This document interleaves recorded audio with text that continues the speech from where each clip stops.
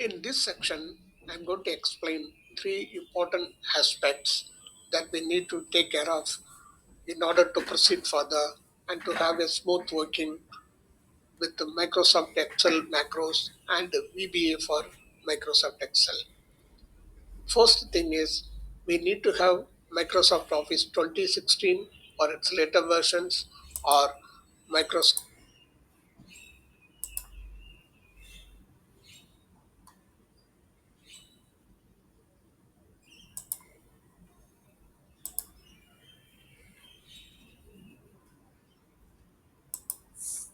in this part of the session. We are going to discuss about four important aspects of Microsoft Excel macros.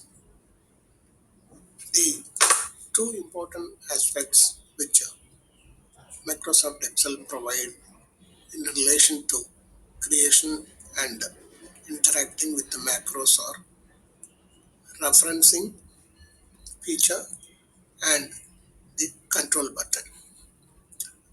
The other two features are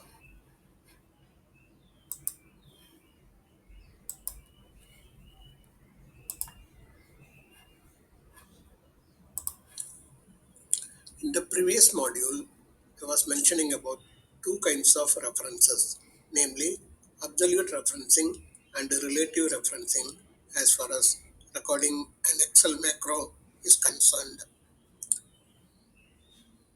Before you start recording a macro, first we need to choose the kind of referencing you want to make. As you can see in the screenshot attached here, under developer menu, you can see the use relative references option available.